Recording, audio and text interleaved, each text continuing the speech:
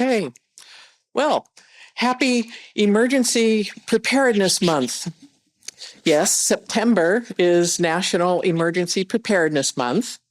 And one of the things that we like to talk about frequently here with the Oakmont Meet Your Neighbors group is emergency preparedness and the importance of having a plan.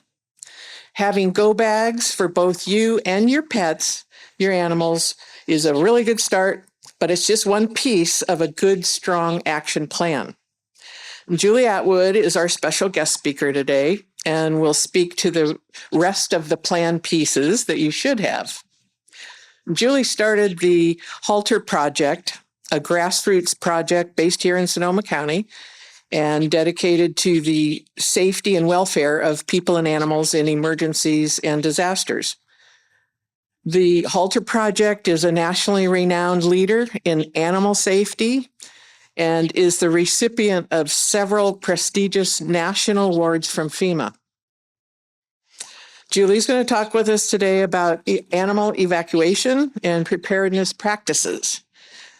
Wildfire season is here, so pet owners, you still have time to get things prepared so that your fur babies and you will both be safe. So with that, Julie, it's all yours. Thank you for the great introduction. Thank you for once again having me out to Oakmont. I love coming to Oakmont. I actually live just up the road, right between Glen Ellen and Kenwood. A lot of you probably passed my barn or maybe been to community events in my barn. Let me fix this a little bit. We're not popping as much. I may have been to community events at my barn over the years. I live right at the corner of Highway 12 and Nuns Canyon Road. Of course, many of us who've lived here for a long time have fire stories, earthquake stories, trip taking out the garbage stories. Something has happened, and I'll share a bit of my 2017 fire story with you a little bit later on. But Katie alluded to awards, and yeah, I'm really humbled to have been the recipient, along with my program, of a number of great honors, but two that were exciting to me and really opened a lot of doors were in 2016. So this was before our fires. In 2016, we did receive 2 awards from FEMA. We went to the White House to get them. One was for individual and community preparedness, and the other was for community preparedness call to action. And that's really what we're doing here today, what Katie and Matt and their cohorts at Meet Your Neighbors in Oakmont and all of the other community and neighborhood groups that have been forming for quite a long time are doing. They are calling every one of us to take action, to be responsible for ourselves, to do the best we can to the best of our abilities, which, granted, they're getting to be a little bit less than, we might have had 10 years ago, 15 years ago, 40 years ago, right? That's why we're here. But to do what we can, to take action now. I like to say that what we want everyone to do when it comes to preparedness, certainly for their animals, but for themselves too, is to stay in the yellow. And in our generation, you could take that a couple of different ways. And we do want you to stay calm and mellow. But staying in the yellow means that you're not getting amped up whenever there's a red flag or a flash flood warning, or they had an earthquake like we just did over on the Hayward Fault a couple of times earlier this week. And we're not putting our blinders on and forgetting about it either. So we're staying in that yellow part of like the fire danger dial, right? The fire weather dial. It's not red. It's not green, it's not blue, it's yellow, it's right in the middle. And that means staying aware, staying alert, using our situational awareness every single day, all day long, so that it becomes something we just do instinctively. We don't have to stop and think about it. So that we don't have to go into a flurry and risk cardiac issues or worse if something bad is looming on the horizon, because we're ready, because we're staying ready, and we're staying ready all the time. Now, when we have pets, our pets know when something's up, right? They know when they're going to the vet 2 days before the appointment. I have cats. I also have a mule. I have animals who clearly have a plan. It's not usually the same plan as my plan, something we have to factor in. So staying ready means that when something does happen, we're not going to go into panic mode. We're not going to have as great a chance of putting our animals into panic mode, because that muscle memory is going to kick in. And so that's why we keep getting together repeatedly, sometimes every month, sometimes every few months, to talk about preparedness. And remember, it's the oxygen mask speech. We have to be prepared first. Why is that? Anyone want to shout out the answer? Come on, I like interaction. Why is it important for us to be personally prepared as pet owners, as neighborhood partners, as residents of Oakmont? Because if we're not safe, we're not going to keep anybody else safe, including our animals, okay? So it's, we're number one so that we can be there for our pets, for our neighbors, for our family, for our significant others, so that we can become part of the solution, not the problem. So I don't see well. One of the things that's been happening to me, maybe even since the last time some of you heard me, is that my vision is in the tank. It's not going to get better. I'm going blind. And so so I can't see your faces. If I ask for a show of hands, I won't be able to see them. So I'm going to ask you to clap. If you have heard me or someone else talk about pet preparedness before, can you just give me a couple of claps so I can... And if you're new to Oakmont, say in the last year, can you let me know? I'll do anything for applause. Okay, so chances are most of you have been to a similar kind of presentation in the past. So I'm going to zip through some of the basics because, as Katie noted, we are still in September, which is National Preparedness Month. How many times do you get to say Happy National Preparedness Month? Only in America, right? Or Florida and California especially. But we're also looking right into the teeth of what we know is the most critical part of the year for wildfire.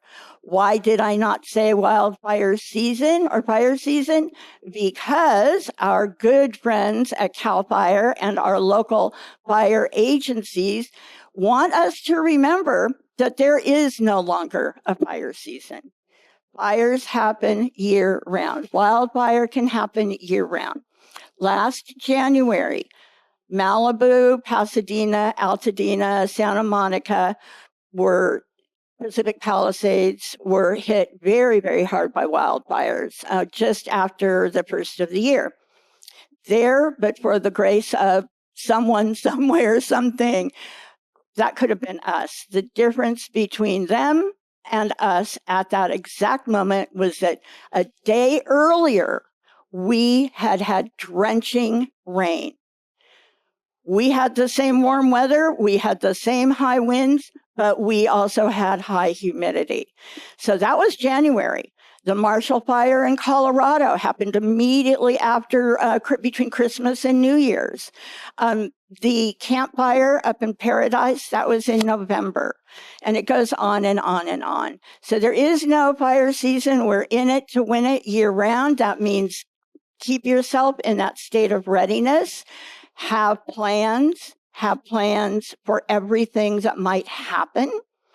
And while we're on that note, that means other things beyond wildfire. I say this every time. A lot of you probably heard me say this too many times, and you're sick of it. But we are very disaster focused here, and we're very wildfire focused here. Why? Because we've had quite a few in the last almost 8 years. 8 years in 2 weeks since 2017 and the October fires.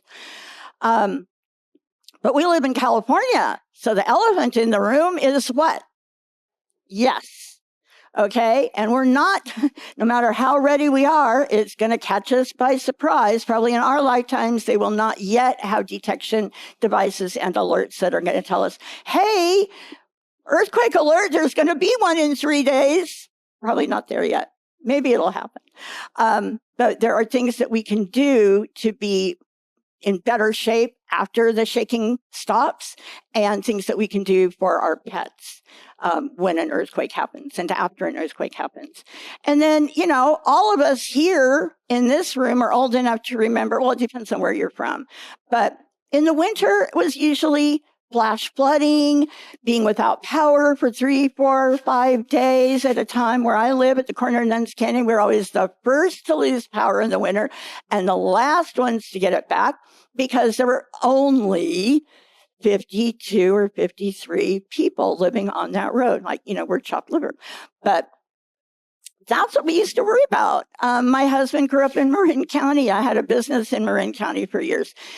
That's what we worried about. Mudslides, trees falling over, roads being closed for days at a time, not being able to get out of your driveway, flooding, wintertime.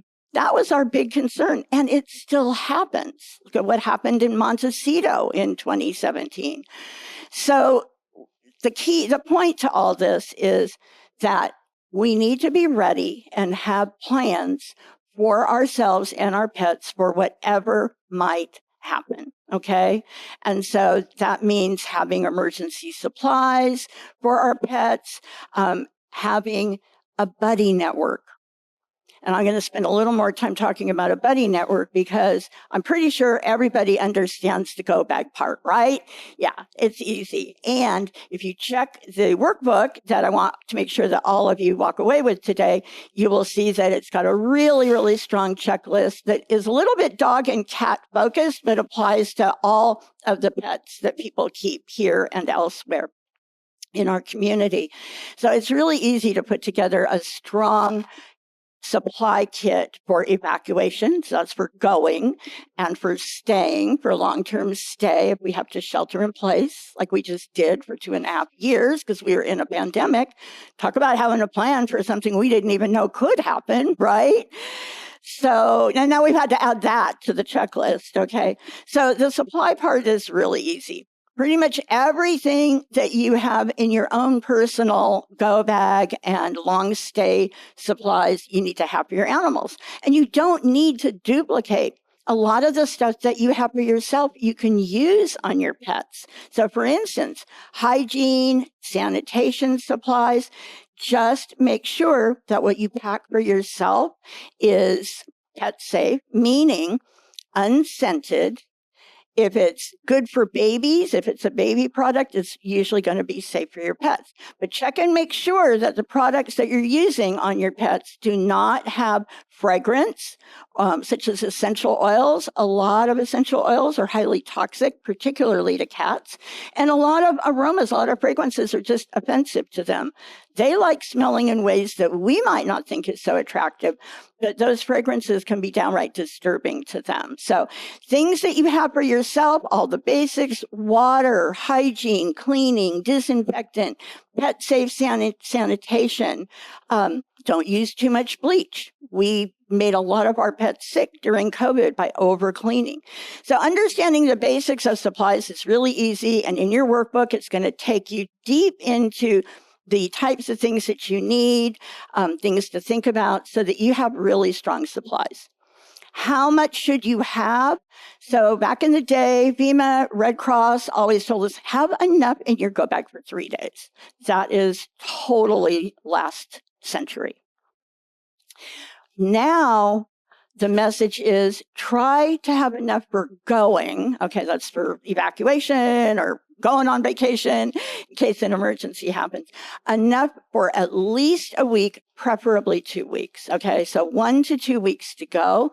And for your long stay, if possible, try to stock enough for about a month. Okay, and whether it's for your long stay supplies or for your going away supplies for your pets, make sure you always include 1 extra dose of parasite control for each animal, okay? Really, really important, because you may have just you might be like 2 days away from having to apply it again, and now you had to evacuate, and now you can't get any parasite control for a month or longer, and it's after a fire, and thousands and millions and trillions of fleas are all around us because they are very fire adapted and they explode in populations.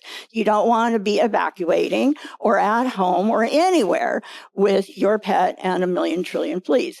During COVID, we could not get parasite control. I have stories about my deployment up at the Dixie Fire, where I was with the UC Davis Veterinary team, and we couldn't get parasite control. That's what people really needed. They needed parasite control and they needed puppy vaccinations. There were no vets. The vets were all shut down, and that was a really good lesson for me. Make sure that your pet is going to have enough of its special diet needs. So if you have, like I do, I always have diabetic cats, dogs on thyroid or heart meds, whatever, make sure that you've got copies of their prescriptions. So you've got the information written down, just like you do for yourself. Make sure you've got everything they need. Make sure you've got the treats that are going to make them happy. So again, have enough for going, have enough for staying. And I know what you're thinking. I don't have room to store a month's worth of supplies. I can't afford to go out and buy a month of everything that I'm going to have to replace and rotate. Here's where the buddy network also can play a huge role. Having a personal resource network of people who can help you and your pets when something happens it's gold. Okay, it really is and can be the single most life-saving thing that you can do as part of your emergency and disaster planning. So if you have a network of people who are going to be sharing your plan and their plans with you, who are going to be familiar with your pets and you're going to be familiar with their pets, you're going to practice together with them. We'll talk about that in a minute. They could also be part of a collective buying group, right? So whose cat likes the same kind of cat litter as yours? You know what I'm talking about. Whose dog needs the same kind of special diet as yours? And it goes on and on and on. Who's got the biggest garage? Who has a little storage shed with a little extra space? Get together. So the getting together, which is what you're doing here, what you guys do as meet your neighbors, getting together is step one. Just connecting in that way and sharing ideas and sharing stories and getting to know each other and getting to know each other's pets. Right there, you've done something huge. You have heeded the call to action. You're really taking it to heart and you're doing something concrete that can really, really make a difference. So form a pet supply buying group, form a personal supply buying group. You know, who likes to go to Costco? Not me. I hate it. Who has a Costco closet? Who has a Costco garage? You get the idea, right? So think about it. It can make a huge difference. The people who are part of your pet emergency network are also going to be people who are inside your evacuation zone who can answer your call if you're on the other side of the county or the other part of the Bay Area or on vacation and you need help getting your pet out. Or you need someone to go check on your pet in case you might be evacuated. So those people, your pet buddy network, also need to be people who are outside your evacuation zone and therefore are places that you can go with your pets. And you might need to have, again, more than one because A, the person who's first on your list might not be available. B, they might be sick for whatever reason. Or maybe you have a cat and a dog. How many of your friends will welcome both? Not everybody wants cats. Not everybody wants dogs. You need places to go with your pets that will take them. Pet-friendly hotels, motels, and vacation rentals don't always mean all pets. Some of them, as some of you may have found out, do not welcome cats. And so it's really important as part of your plan that you look ahead, do the homework, do your due diligence, and find out, come up with a list of pet-friendly places to go that are going to be friendly to your specific pets, okay? Make sure that they are cat-friendly. Make sure that they'll take big dogs if you have a big dog. Make sure they'll take more than one pet, okay? Do your homework. And then keep all of that information in your emergency plan. So what are you going to do to make an emergency plan? Well, the answer to that's really easy because I think you're all holding them in your laps. Everybody get a packet that says Pet Preparedness for Sonoma Marin Seniors. You all have that? I put stuff down, then I forget where I put it. It doesn't look like this. This is my show and tell binder. But you should have picked up a workbook in a Ziploc bag at the front table. It has a green banner at the top, and it says Pet Preparedness for Sonoma Marin Seniors. That would be all of us here. Why Sonoma Marin? Because I do a ton of work. I'm partnered with several organizations here in Sonoma County that focus on senior preparedness. And HALTER Project, my program, is also the preparedness partner of Marin Humane. And so we made a workbook that has the emergency contact information for our Sonoma County resources and Marin Humane. And a lot of people, have family in both places. You might board your dog in Marin County, but live here in Oakmont. A lot of people in Marin County actually board their pets up here in Sonoma County. So we're kind of, joined at the hip and elbow. So in your workbook, this is my show and tell binder, okay, so I don't have to flip through the pages. But in your workbook is everything you need to create your actual emergency plan, okay? So right inside the front cover, there's a cheat sheet. Mine is out of order here. There's a cheat sheet that tells you how to use this workbook, okay? So it'll take you through the steps. At the very back, okay, the last page, looks like this, okay? Your animal emergency action plan. That is a form that you're going to fill out. And again, it's self-explanatory. Just take the time to look through it. How many of you here, who in this room does not have a personal emergency plan for yourself? You're keeping quiet. Well, there's a fix for that. Her name is Katie Carroll, and Matt is right behind her, right? Katie, did you hear that? We have someone in the room who does not yet have her own emergency plan, no names, but the resources are readily available here in Oakmont. So get in touch with Katie. She'll set you up, okay? I didn't bring any personal prep stuff with me for humans today because there's one place where it's available almost everywhere. It's here at Oakmont. So what I usually say, again, is everything you do for yourself, you need to do for your pet. But in your case, girlfriend, everything that you do for your pet, you're going to do for yourself, okay? So you're going to be halfway there. So on the back side of that form, there's an advanced veterinary care directive, okay? So again, it's an advanced medical care directive for your pet.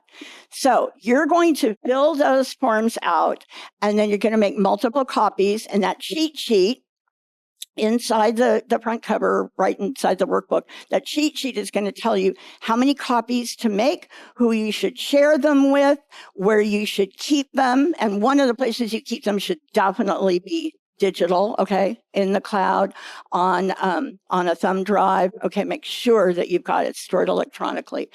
Your emergency plan should be with members of your buddy network.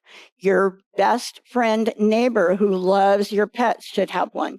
Your pet sitter should have one. Oh, and we also have a packet here for people who use pet sitters to care for their pets, or if you travel with your pets. So that's like an addendum to the workbook, and it's over there on the table. So you also want to keep a copy of this emergency plan with your important documents, those things that are in your grab and go binder, in your portable file or your bag or whatever it is that goes out the door with you or is already in your car when you are preparing to go someplace or to evacuate, okay? And then there should be a copy somewhere in your home where responders can find it, all right? So multiple copies with multiple people make it easy for people who are going to help your animals and you get the information. And you're going to practice it. So this is an enormous part of planning, especially for people like us who collectively may have dozens of parts that don't move like the way they did originally. We have cats, we've got dogs, we've got husbands who refuse to get out of their recliners. That's what happened to me in 2017. Couldn't wake mine up. Anything that's going to slow us down, which could be a lot of things, right? Anything that's going to slow us down. You need to practice. And this comes back to that staying in the yellow. Practice on days like today. Lovely day to go out and practice putting your harness on your cat. Okay? And then putting your cat in the carrier, getting your cat accustomed to hanging out with a buddy, right? Or how about those of you with dogs who might be too big to fit into a carrier, okay? How many people here are dog parents? Quite a few. So if your dog will not go into a carrier or cannot fit into a carrier, and for some reason you need to use public transportation during an evacuation, or possibly even every day, or if you or someone you know well lives in pet-friendly assisted living and therefore would be evacuated most likely using public transportation, their dogs or your dogs may be required to wear a muzzle. If your dog is reactive, if your guy is, or little girl, pup, is reactive to other dogs or to humans, really good idea to get them used to wearing a muzzle and for you to practice putting the muzzle on. Make it fun. Experiment with different types. This is not a muzzle that you would use for any long period of time because they can't open their mouth very wide and pant, but it's super easy to put on. It might be all you need for a short period. If you evacuate to an emergency shelter, and emergency shelters are a good last resort, or they're a good temporary way station. But we would like to inspire you to think of emergency shelters as the place that you are not going to go. And that part of your planning is going to be to have lots of options for places to go with your pets to avoid having to go to an emergency shelter. But if you do end up in an emergency shelter or a temporary evacuation point, that's something that would be likely in the aftermath of an earthquake, where they are telling us we have to get out of our houses until they've been inspected. And we may find ourselves in a temporary evacuation point. And if your dog tends toward anxiety, reactiveness, again, you and your dog and everybody else are going to be safer and happier if your dog's wearing a muzzle. So go out, find some muzzles to play with. If you're not accustomed to doing that, get used to putting them on. Get your doggy used to going places with it so that he doesn't think he's being punished, okay? So again, practice, practice, practice. Are your buddies going to be able to get a muzzle on your dog? Are your buddies going to be able to get your cat into a carrier? You know, there is no perfect fix. And the answer to that question could very likely be, you know, an unequivocal no. But do the best you can. You might be surprised, okay? So talking about evacuation, we are going again, it's the end of September. We're looking at October. Everybody breathe, including me, right? I wanted to spend a little bit of extra time on evacuation planning. So, and I like people to join in. So just shout it out. When do you think is the best time to evacuate? Early. And what does early mean to any of you? Anything? So I'm going to tell you.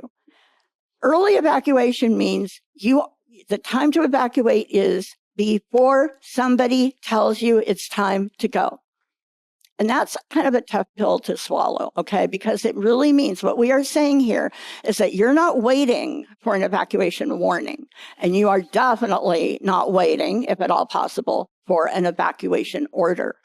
You are completely ready to evacuate with your pets when we get those weather alerts at the higher levels. So I'm going to very quickly run through the different types of weather alerts. And I'm saying weather, not just fire weather, not just winter weather, but very quickly, because a lot of people get really confused between a weather alert and an emergency alert. Okay. And they can be combined. They can be similar, and occasionally they are combined. So weather alerts. These are alerts. This is information issued by the National Weather Service that is used by emergency managers, firefighters, and everyone who is responsible for the safety of the community and responders, that lets them know what might be ahead. Okay, we get those long-term forecasts. We all sit and watch TV at night or listen to the radio. What's the weather going to be next weekend for the Niner game? We don't have to worry about our Giants any longer, sadly. But I knew that was. We just had to get that out of the room, right? So what's the weather going to be like? It's going to be beautiful, or it might rain, or there's this weird storm that's coming through when yesterday it was 103 here. Okay, all of that's really important for us to know for a variety of reasons. But when critical weather is ahead of us, the National Weather Service starts issuing alerts. Storm watch, fire weather watch. So a watch is an alert that tells us that there's something out there. They're watching it. We should be aware of it, and we should start getting ready to take immediate action if conditions change quickly, which they often do. So weather watch, it's out there. There's something out there. It's going to happen to somebody somewhere, might be us. Weather watches elevate to weather warning. So a weather warning means, okay, it's happening. It's close to you. You should be aware of this, and you should take appropriate actions. When we're talking about fire weather, a red flag warning is a higher level. It's the high. It's actually not the highest level anymore. Everybody know that there is a purple flag. They issued a purple flag in Los Angeles in January, and if that is going to happen, you will hear about it. Just know that if there's a purple flag, you should be getting out of Dodge. Okay, be gone. Be gone before that purple flag comes up. So weather watch, it's out there. Weather warning, it's happening closer. Red flag or severe storm or flash flood. And we've had all of those this year. We had a bunch of flash flood warnings over and over and over again in our area in the late winter, early spring. Atmospheric river came and stayed forever, it seemed like. But we're going into October. It's the time of year when we worry the most about wildfire in this area, because we are most likely to have red flags. So what's the difference between a red flag and a fire weather warning? Anybody know? Anybody? There are three things that generally have to come together to generate a red flag. Occasionally, a red flag warning may be generated if two of those three come together. So number one is heat. Not necessarily in this order, but three things. So heat, low humidity, and winds, okay? So the trigger, if all three of those things are in the forecast, then the National Forest Service will issue a red flag, and that is a trigger that the fire service and other emergency services use to stand up additional resources, to pre-position resources, meaning more aircraft, more engine crews, more water resources in strategic locations so that they're ready to respond quickly. And so sometimes two of those three may trigger a red flag. It's almost always if there's wind, even if the humidity is higher, because we do tend to get higher humidity here. You know, we're between the bay and the ocean. So high heat, high wind, boom, probably going to be a red flag. Or it could be high wind, low humidity, even though it's a little cooler. But in general, Once we're in that red flag, that is the time that you should be calling up your friend, your neighbor, your pet-friendly, cat-friendly, dog-friendly, human-friendly vacation rental or local motel or hotel outside, far outside the evac area, and saying, hi, I am coming or I may be coming.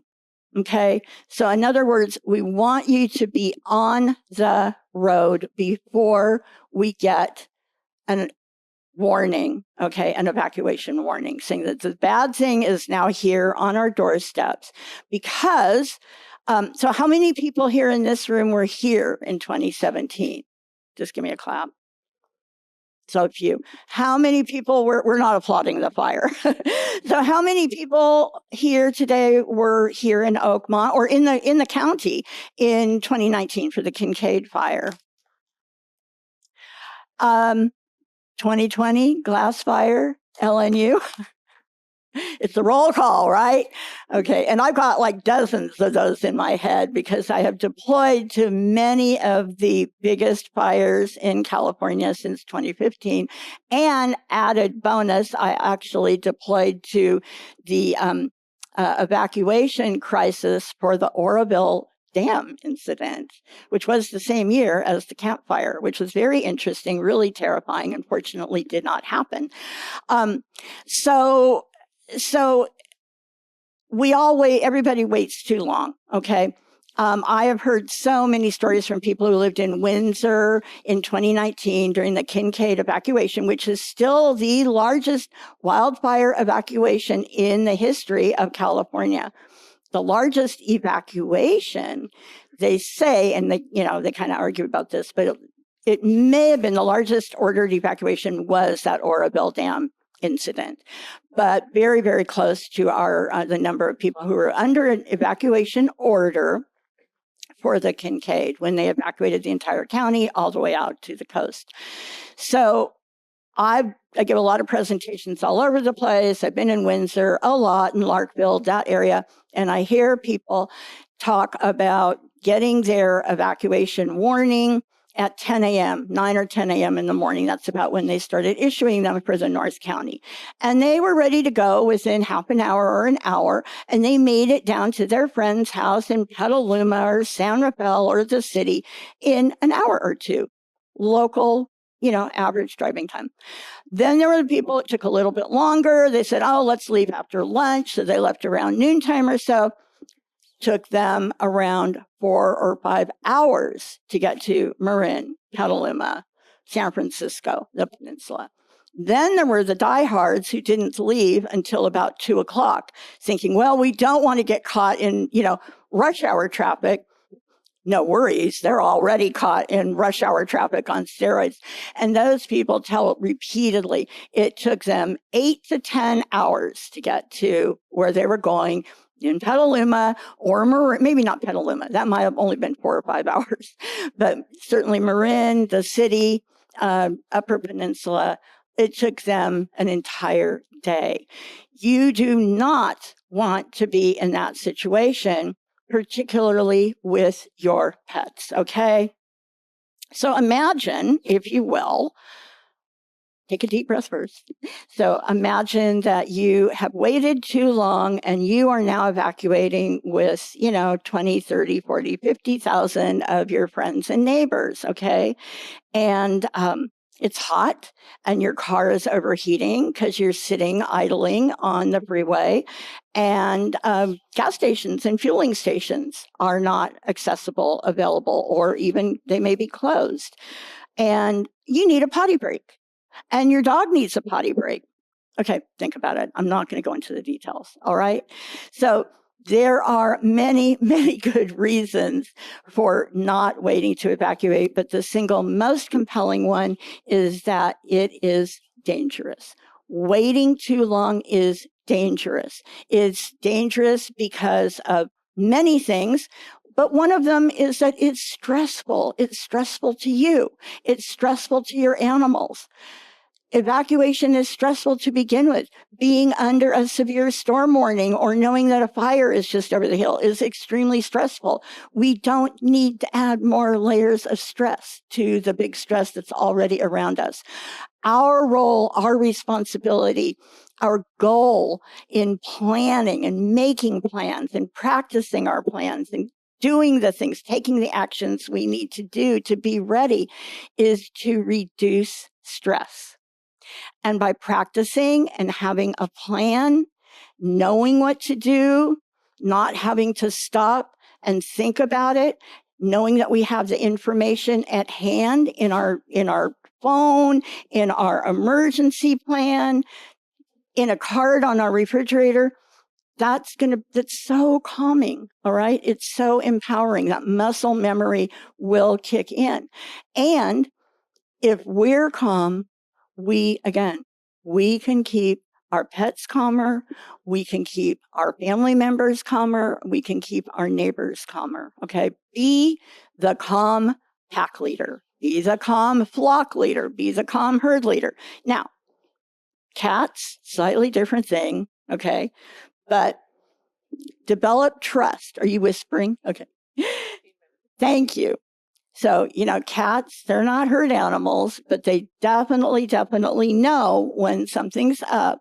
So being as calm as you possibly can is going to help a lot. Having a plan, practicing it, working with your critters to get them to load and go easily, life-saving, okay? Now, couple of random tips. Does anybody in the room have questions? Because I want to make sure I leave time for that. Questions anywhere? Okay, then I'll just keep going. So I have a carrier here, and some of you probably are wondering, why does she bring a carrier that's in such bad shape it's patched up with duct tape? Not so, but this is my show and tell carrier. It actually was somebody's carrier at one point that I had, a little teeny tiny 7-pound cat. But this carrier is all rigged out, decked out to show you all the different types of identification that you want to make sure that you have on your animal, with you, on your person, on your carrier. Okay, you see I have luggage tags. I have duct tape that not only has owner's name and phone number, but pet's name, and really important when you live in a residential community like Oakmont, and especially critical if you or someone you know is in an assisted living facility and has a pet. Make absolutely certain that the pet and the carrier that the pet is in has the name of the facility on it, okay? Because when there are hundreds or possibly thousands of pets being evacuated that need ultimately to be reunified, ideally as quickly as possible, having the name of the facility is often one of the quickest ways to figure out where that cat came from or where that little chihuahua came from. Identification on your pets. Microchipping is the gold standard. It saves lives. It reconnects pets with people so fast. Make sure that your microchip registration information is part of your emergency plan. Make sure it's updated. I know so many people here in Oakmont love you for it. You're always fostering and adopting. Make sure you adopt an animal, particularly a mature one, that you update the microchip registration when you get your animal, when you get your pet, okay? Have a visible ID tag on your pet. So microchipping, yay, but also if you're evacuating or just going on a vacation, make sure your critters have tags, have visible identification. And if possible, get a tag that says chipped or I'm chipped, okay? Now, what if you're not able to evacuate your pets? What if you are suddenly under an evacuation order? That's what we commonly think of as mandatory, right? So the warning comes first, and you're going to be long gone if possible, but sometimes things happen quickly. You might get that warning, and within 5 minutes, it may elevate to an order. Sometimes including in several of the incidents that we just talked about. There's an evacuation order without any prior warning, okay? But if you are, living in that space of readiness, if you are paying attention to the fire weather, the severe storm weather alerts, when that storm watch or that fire weather watch is first forecast, okay, time to check the go kits. Good day to practice today, beautiful day. But don't just practice. I want to add to that one more note about practicing. Do not just practice on beautiful blue sky or balmy tropical days. Practice on bad days. Practice when it's windy. Practice at night. And make sure that your personal go bag supplies include a headlamp with a red filter so that you don't blind your pets. And practice using that. So again, you're going to practice with your pets, you're going to practice with other people, and you're going to practice in all kinds of conditions. So despite everything, your best plans, all of your precautions, you're one place, your pets are here at home, you're not able to get to them. What are you going to do? So that workbook has a really important page in it. Let's see. It has, I don't want to block you guys, has a yellow card in it, or light yellow card, says important emergency contacts. So what to do if you can't evacuate your pets. Number one, get yourselves to safety, okay? Number two, as soon as you're in a safe place, call, in this case, Sonoma County Animal Services or the Animal Disaster Hotline, which could also be hosted by the Sonoma CART, that's the Community Animal Response Team. That's the animal equivalent of CERT. I know we have at least 2 CERTs in the room, right? Katie, you're one. Matt, are you a CERT also? I think. Yeah, that's what. Who else is a CERT in the room? I'm a CERT. I am on 4 different CERT teams, and I'm a board member of what I think is the smallest CERT in the United States, Bodega Bay CERT. Proud of it. I know.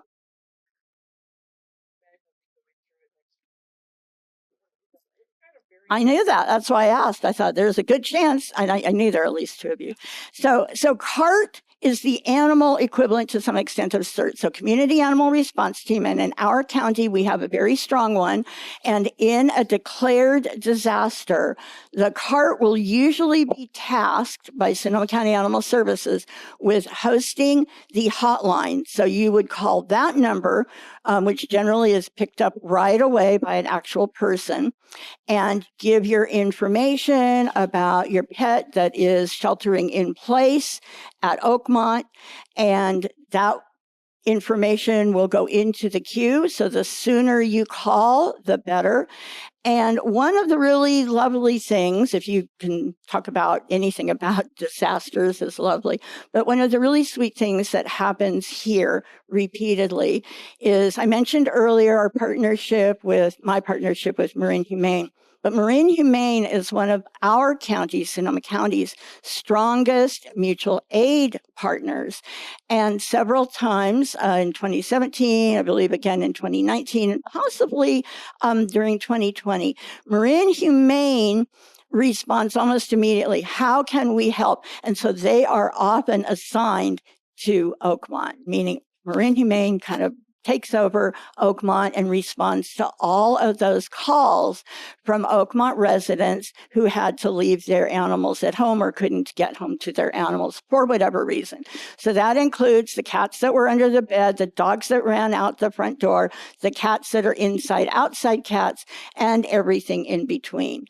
But you, the owner, have to make that phone call, or a trusted agent. Again, that might be someone in your buddy network.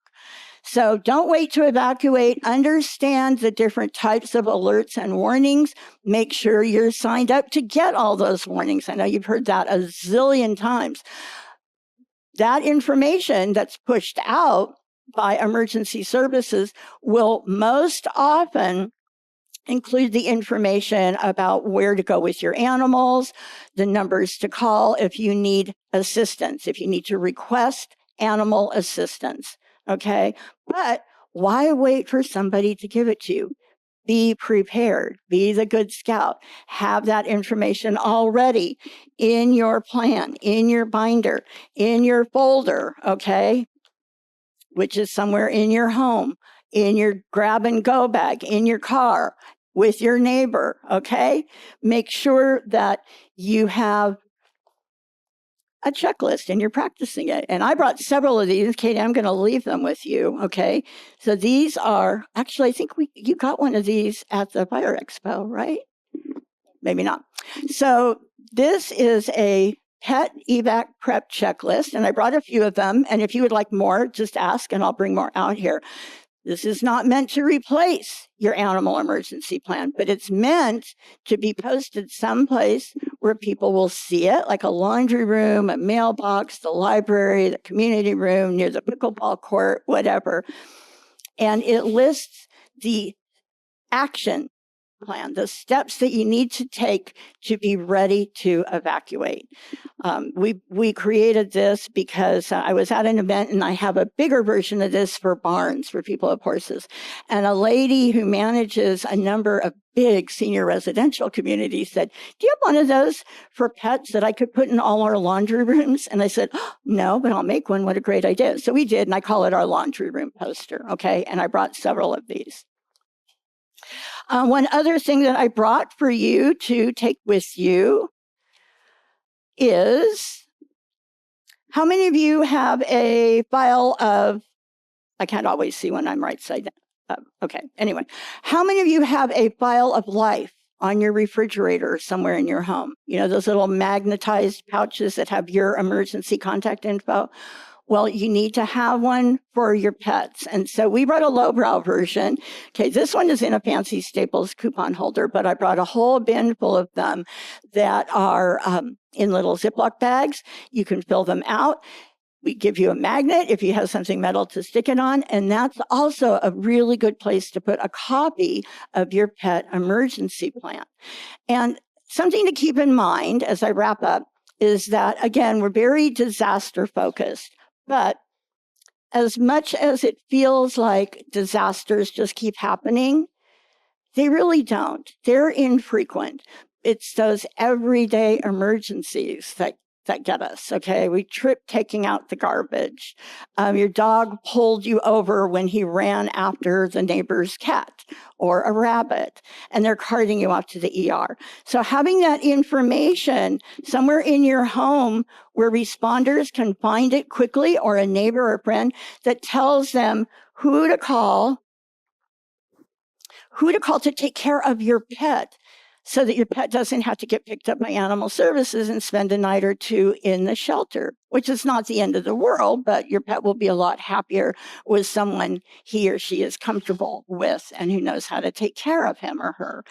So being prepared to care for our pets in a disaster is going to set us up so much better for those everyday emergencies.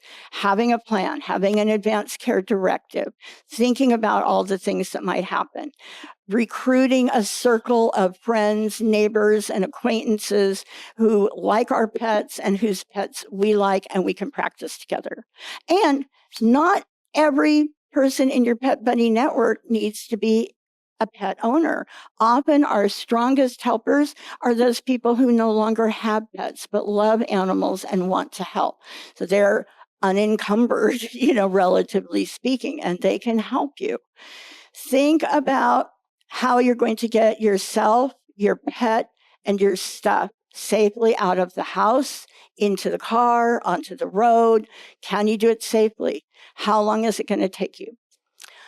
I will leave you on that note with my fire story. So this poster over here, I moved it. This poster over here, I'm kind of like Julia Child, I forget things, but hopefully it works out okay.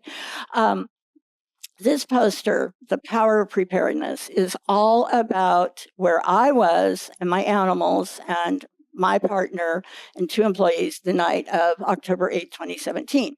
So again, I live at the corner of Nuns Canyon and Highway 12. That fire started on the county road about 400 yards from my back door. In about 90 seconds, it was on us. We have a vineyard property, so we have weather stations. We are one of the places where the wind was clocked at around 92 to 94 miles an hour. Everything in that wind was on fire, and it was raining down on us. So all of our escape routes were immediately cut off in less than a minute and a half to 2 minutes. So our driveway was impassable. The road, the Highway 12, no way out. So we do have a working ranch. We do have trainings for ourselves and our employees. They're usually a little bit more around at that time, especially, earthquake. Where do we go? Where are we going to meet up? Remember in school, we're all told to have that meetup location if there's an earthquake or, I'm from the era of bomb shelters. Where are we going to meet up? So we had a meetup place.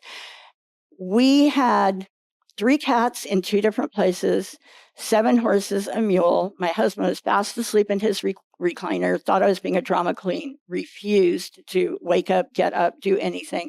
I had 2 employees who lived across the street who came over to help. We got all the animals, and eventually I did get my husband awake out of the chair. It did involve a glass of water and a wet dish towel. Katie's heard me say that one a bunch of times, and it is totally true. Part of the plan now. We talk about that too. I talk about that with him. I now have an expanded plan beyond the cats, beyond the horses. A plan for Tom. It's a plan for Tom. He may have one for me. I don't know about it.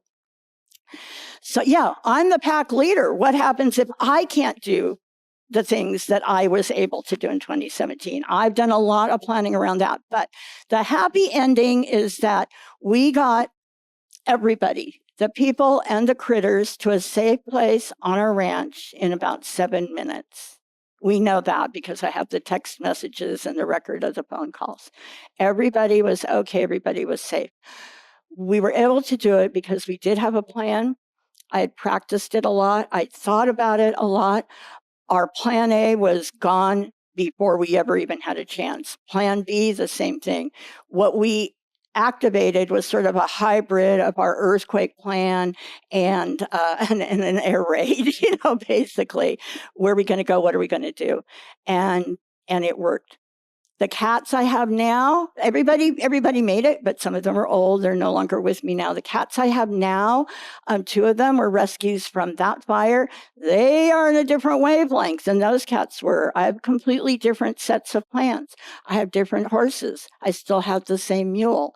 But the point is that I am rethinking my plan all the time. The older I get, the more restrictions are imposed upon me by my body and my age and time, the more I think about the what ifs. What can I do? What can I not do? What kind of help am I going to need? And I know I'm going to need more help. And I make plans to make sure that I do. I try not to be proud, okay? And so all of you here, I applaud you big time for being here. Essentially, you are community leaders by being here. You're going to take this information, hopefully, and you're going to spread it around the community, like little, falling autumn leaves of wisdom. You're going to seek out neighbors with pets, share the information. HALTER Project provides all of this material free. Katie and I are dedicated. We've been talking about this for several years. We're going to set up locations around Oakmont where workbooks will be available. But in the meantime, until that happens, just get in touch with me. So I have all kinds of goodies for you. I'm going to stick around and make sure that everybody goes home with good stuff. I can answer a few questions, but I want to thank you for being an incredibly attentive audience. Does anybody have a question I haven't covered? Yes, go ahead.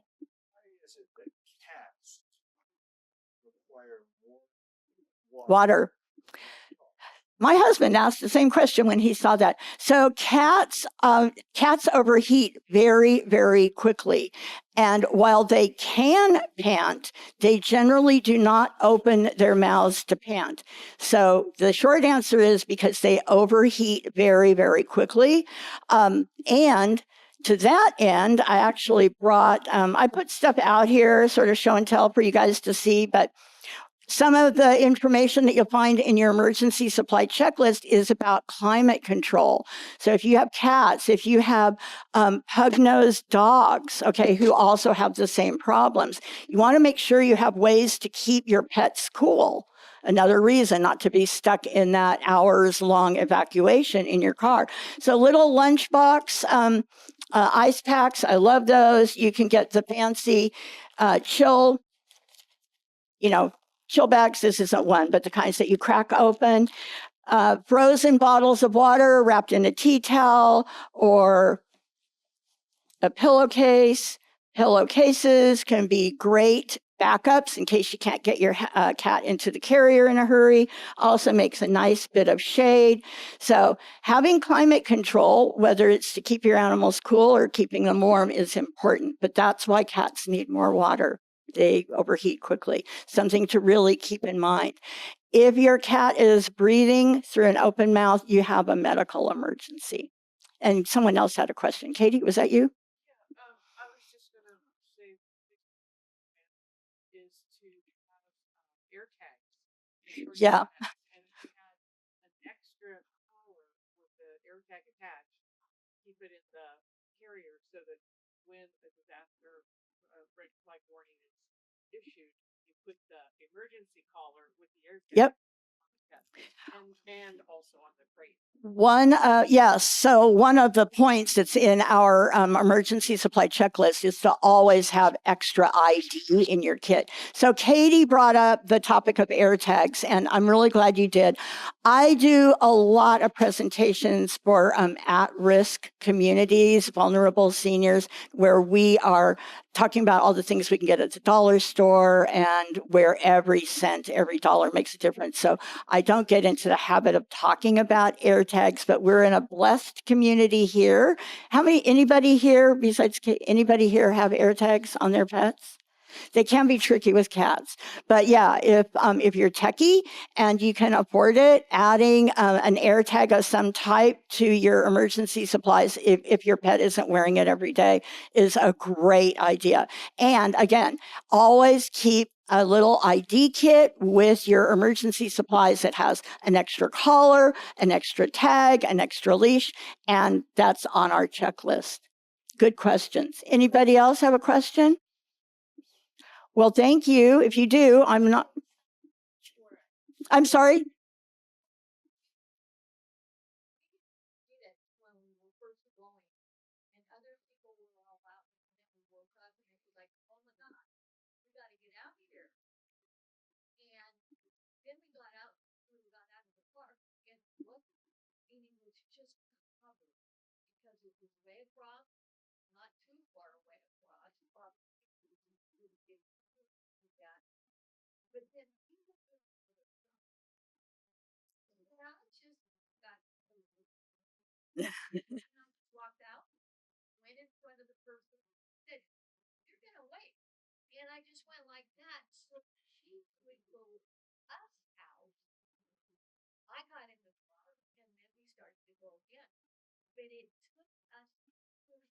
Yeah.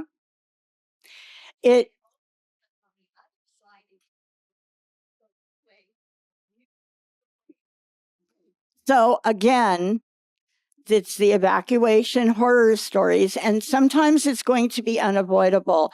And I think that was in 2017 when we did not have the incredible level of emergency alert communications that we have now.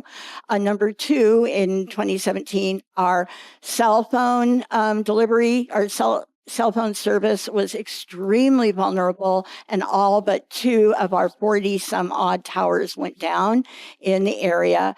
And so that was kind of the worst case scenario, and many of the layers of improvements in communications, in alert systems, in community education programs like this one have come into play to try to avoid or prevent those kinds of situations. But the important thing to keep in mind is that, yes, There will undoubtedly be incidents again in the future, hopefully not in our lifetimes, right? But there will be incidents that we call zero advance warning incidents. And typically we think of an earthquake in that way.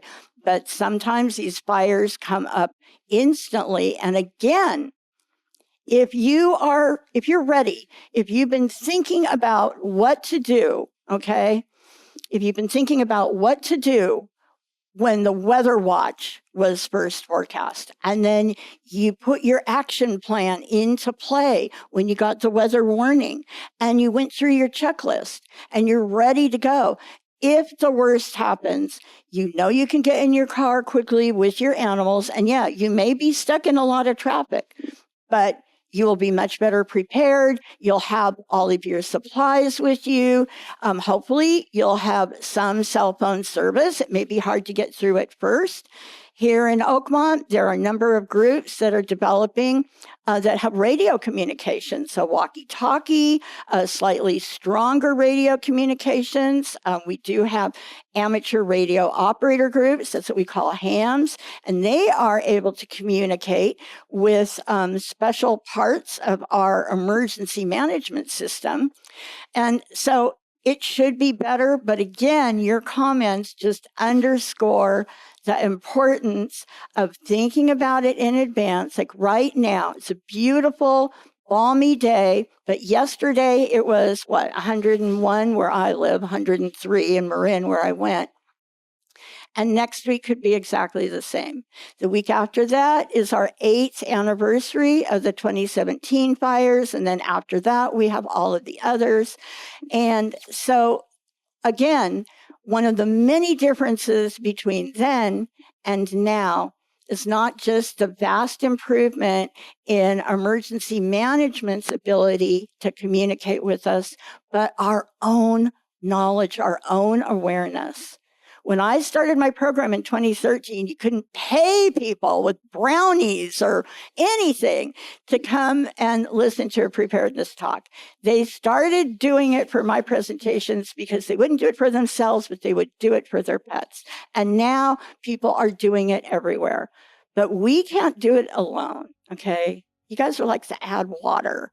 I'm giving you the information. Katie's giving you the information. Matt's sharing the information. You get together every month with Meet Your Neighbors, and hopefully you're going back home or going to your poker club or your bridge club or whatever it is you do to socialize, and you're sharing the information with other people. They may not want to hear it all. They may take in only a little bit, but every little bit makes a difference.